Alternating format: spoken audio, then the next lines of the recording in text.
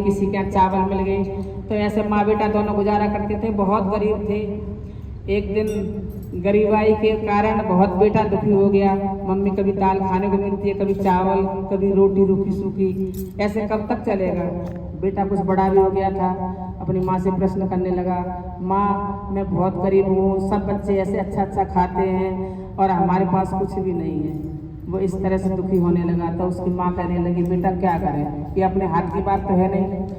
तो वो कहने लगी कि मतलब उसकी माँ कहने लगी, एक संत है, बहुत ऊंचे संत है, लेकिन 2-3 दिन लगेंगे वहाँ जाने में, तू चला जा।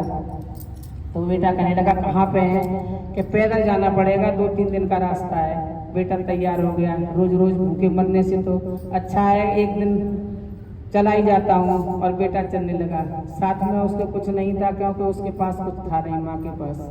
वो भूखा ही जाने लगा।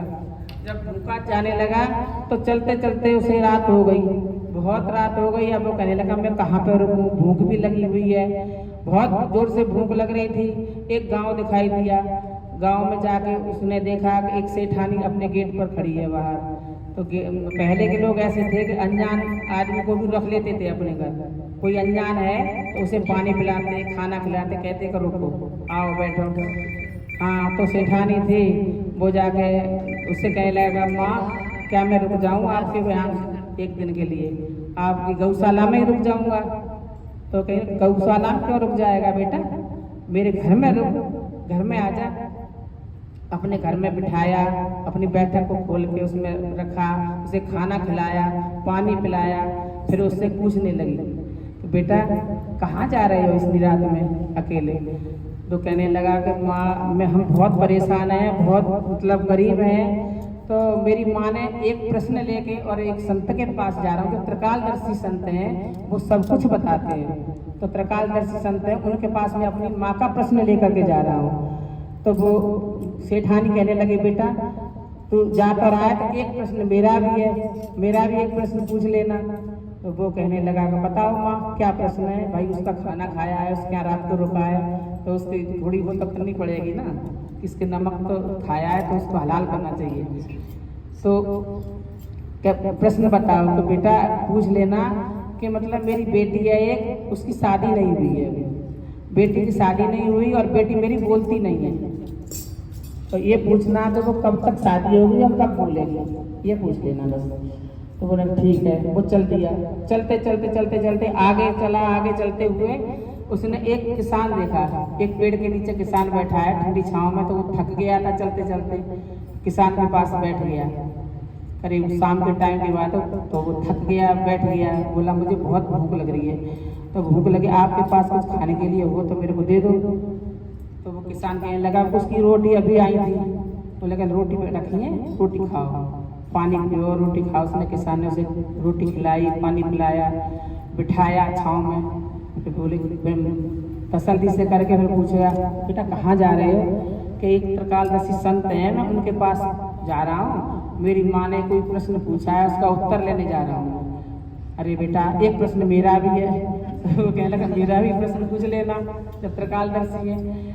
तो वो जाने लगे तो कहने लगे कि मेरा प्रश्न है कि मेरे ये बाग लगे हुए हैं, बाग बहुत सुंदर हैं, पेड़ बहुत अच्छे हैं, लेकिन फल नहीं आते इनमें।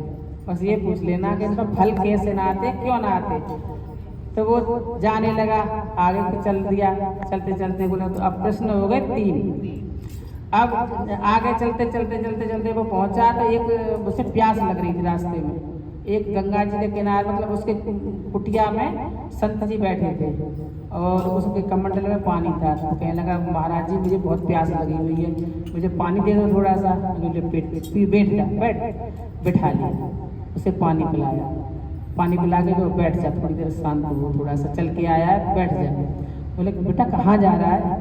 कि ऐसे ऐसे संत जी के पास जा रहा हूँ, त्रिकालदर्शी हैं और मेरी माँ ने कोई प्रश्न पूछे, उसका उत्तर लेने जा रहा हूँ। तो बोले अच्छा, तो मेरा भी एक प्रश्न है बेटा, मेरी प्रश्न का उत्तर पूछ लेना अगर बता दें तो।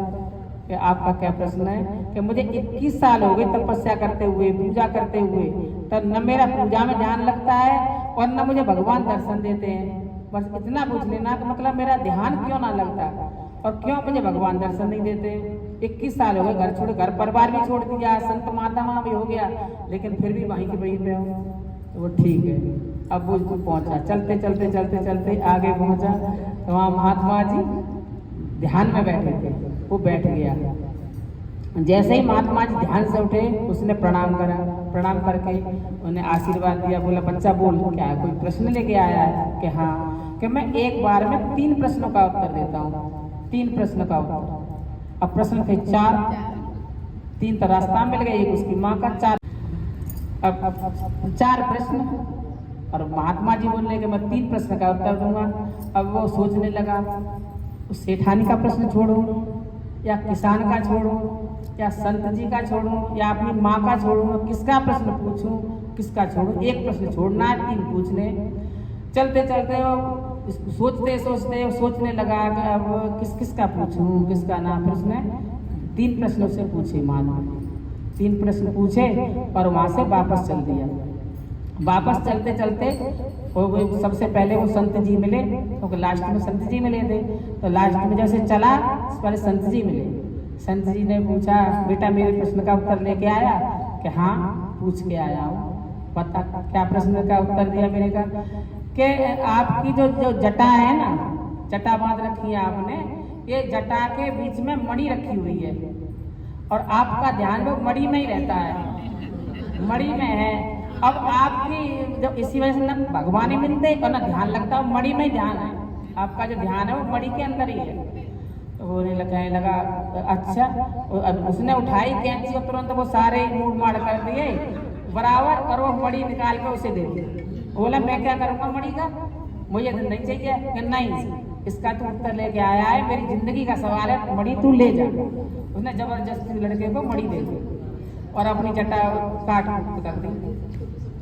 अब वो आगे चला, आगे चलते चलते उसे किसान मिला। किसान ने पूछा बेटा मेरे प्रश्न का उत्तर लेके आया? कि हाँ लेके आया हूँ। कि क्या बताया? कि जो आपके इतने पेड़ हैं ना, इन पेड़ों के नीचे खुदाई करो, फावड़ी से इसे खोदो और खोदने के बाद इसमें फल आने लगेंगे।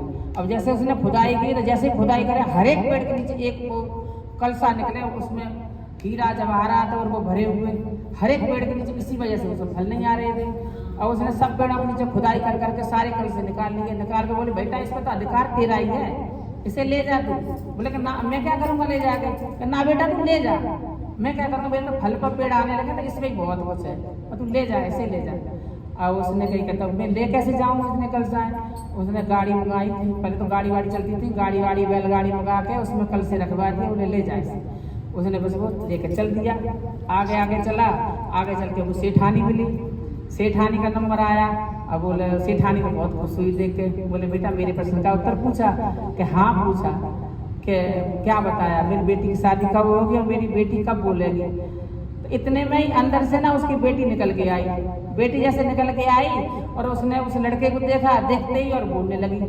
तो वो कहने लगी मम्मी मम्मी। तो वो लड़का कहने लगा कि जिस लड़का को देख के, बच्चा को देख के मतलब तुम्हारी लड़की बोलने लगे, उसी से तुम्हारी लड़की की शादी होगी, शादी भी हो जाएगी और बोलने भी लगेगी। जिस अब वो लड़का जैसे उसने देखा वो बोलने लगी मम्मी मम्मी, वो मम्मी मम्मी। अरे बेटा ये तो बोलने लगे, भैया मैं तो सारी तेरे साथ ही करूँगी। उसने उसके साथ शादी कर दी। अब शादी भी हो गई और गाड़ी वाड़ी सब भर गई और मणि भी मिल गई। अब वो चल दिया। चलते चलते अपने घर पहुंचा। घर में तो झोंपड़ी पड़ी हुई थी।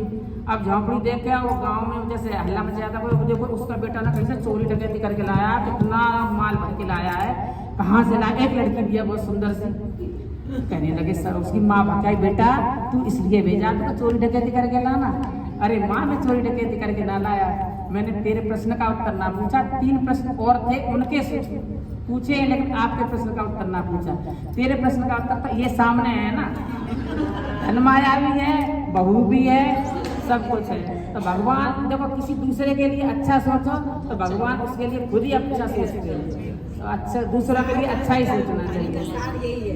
हाँ, वो शंकर भगवान की जय।